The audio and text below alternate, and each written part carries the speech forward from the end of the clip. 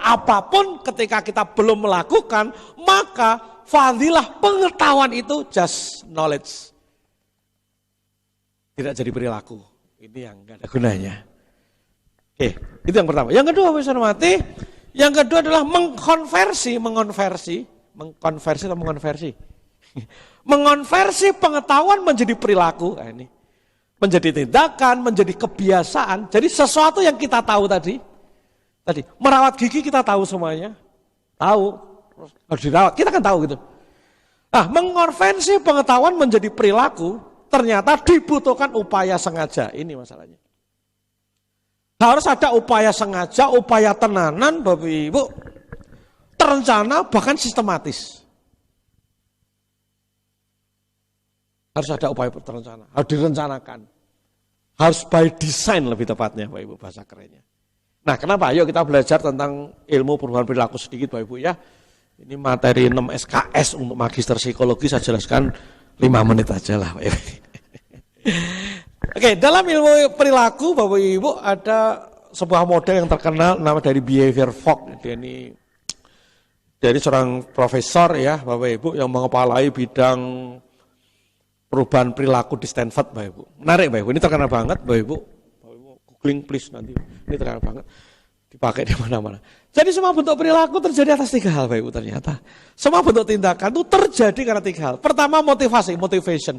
Punya hasrat, ada giroh bahasa kita ya. Ada hasrat, ada giroh untuk bertindak. Ini motivasi. Yang kedua ada namanya kemampuan, abilitas, kesanggupan, sanggup melakukan. Yang ketiga ada dorongan atau pemicu, ada trigger sehingga bertindak, sehingga menjadi namanya garis tindakan. Bapak Ibu, hari ini rawuh di masjid kita di At-Taufik ini. Kenapa? Karena satu ada motivasi, ada hasad, aduh enak, sholat yang kono, bacaannya bagus, tempatnya bersih, baru itu ada bacaan Asmaul Husna, bahkan kalau pagi ada kajian. Jadi begitu banyak alasan, aku nek rata kok rugi, gitu kita itu. Aku nek rata kok rugi, itu. Eman-eman banget. Meskipun Bapak Ibu kantuk-kantuk, meskipun Bapak Ibu mestinya banyak kerjaan, meskipun nanti buru-buru, tapi kan alasan kuat, strong way-nya kuat untuk hadir, maka semprintil. Ibu Sen, semprintil bahasa Indonesia apa? Semprintil. Bahasa Arabnya apa semprintil? Jadi semprintil yang masjid tuh, semprintil. Karena ada hasrat, ada alasan, ada strong way. Kemudian ada kemampuan, dilalah Bapak Ibu, ya motornya ada bensinnya, gitu.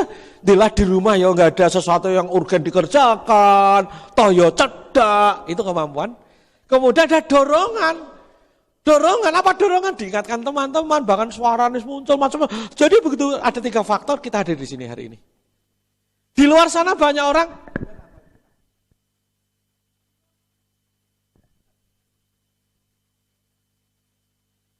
Ada, ini banyak jauh-jauh kan Bu Ibu ya. Sebagian jauh-jauh.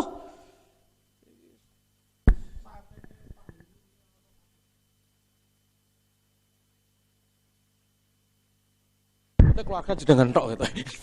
Artinya ini 3 hal.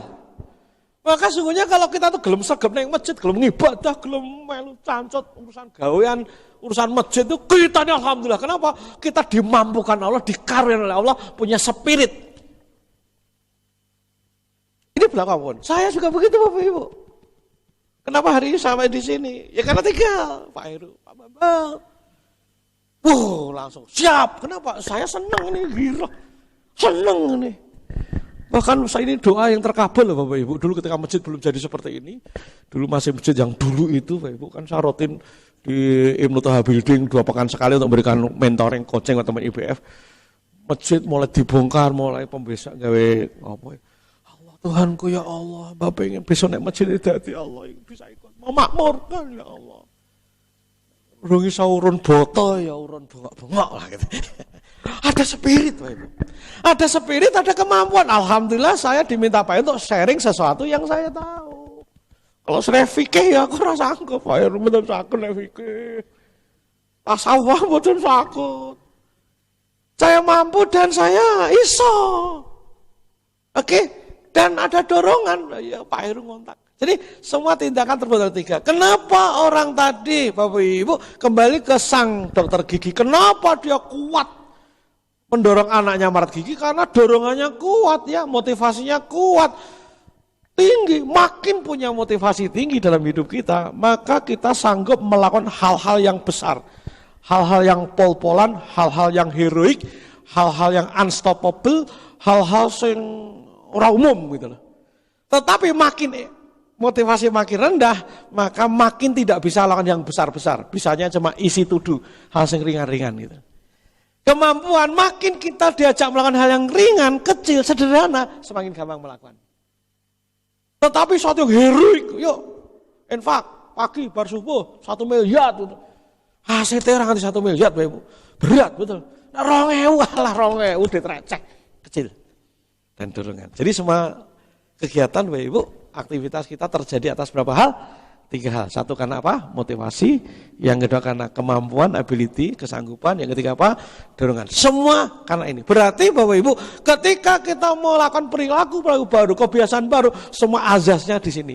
Termasuk ketika kita mau mengubah kebiasaan yang lama, kebiasaan buruk menjadi kebiasaan baru lebih baik. Ini rumusnya ini, diuper-uper 3 elemen ini.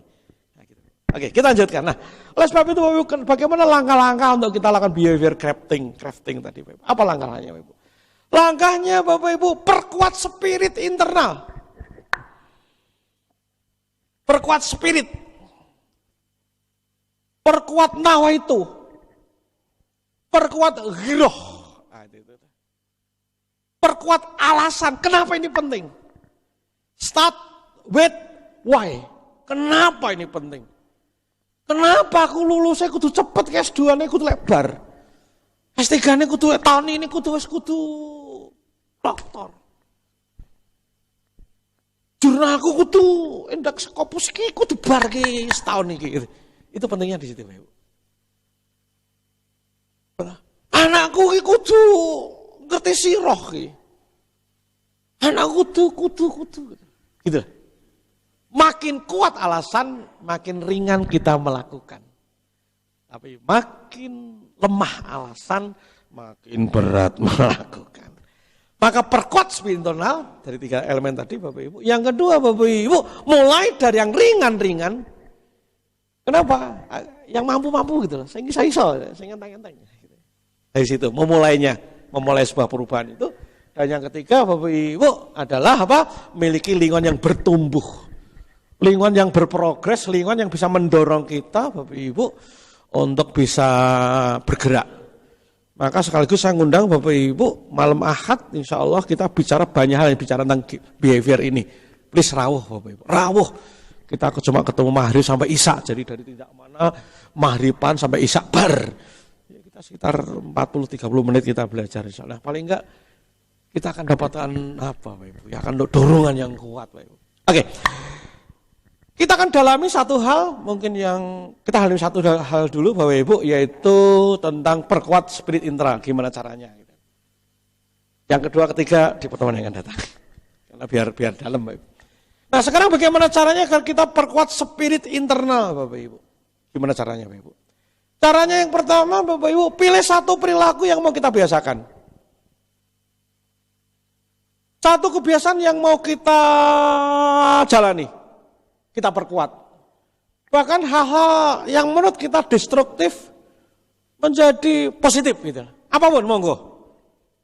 Contoh misalnya diet rendah kalori, ini umum. Contoh misalnya kita mau lebih ikhlas. Contoh misalnya bisa menahan amarahnya. Contoh misalnya aku mulai bikin konten yang edukasi. Misalnya, apapun. Ini bisa kompetensi, bisa apapun. Tentukan satu Bapak Ibu ya. Ya, jadi pilih satu perilaku yang mau dibangun Bapak Ibu. Yang berikutnya setelah itu tentukan dulu kenapa ini penting? Karena kita akan masuk yang kedua bicara tentang di kedalaman. Belajar pada kedalaman. Kawan saya tadi sangat dalam tentang pengetahuan gigi. Maka itu jadikan bahan bakar bagi dia untuk merawat gigi sebaik-baiknya. Nah, apapun yang kita pilih Bapak Ibu, kita butuh bahan bakar. Apa bahan bakarnya? Pengetahuan di level kedalaman. Berarti mau tidak mau, suka tidak suka, kita mesti belajar. Punya asupan pengetahuan, pengalaman, narasi, apa mana ya? Narasi tentang sesuatu yang mau kita tekuni itu, Pak. Yang mau kita jalani itu, Bapak Ibu. Caranya apa? Dengan baca buku, syukur jurnal, e-course, gitu, audio pembelajaran, YouTube, ChatGPT, macam-macam. Tekniknya bisa macam-macam, Bapak Ibu. Silaturahmi, datang, ngaji di bidang itu misalnya kan gitu. Kita mau dalami sirah, ngaji di tempat yang sirah hanya sirah misalnya, contohnya. Nah, contohnya Bapak Ibu, sambil contoh, misalnya kita mau belajar tentang sabar. Ada problem nih, kita nggak gampang sabar nih. Kita suka kemerungsung nih.